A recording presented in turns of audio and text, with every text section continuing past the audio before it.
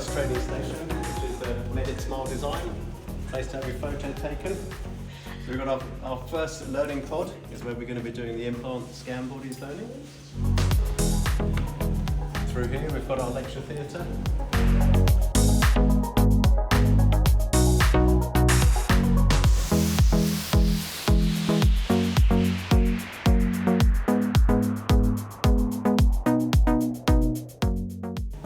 Follow me on through here. This is our scanning room. This is our ergo setup. So we've got a trolley, space mouse, touch screen. We've got the iPad, which we're screen sharing onto. We've got a large screen.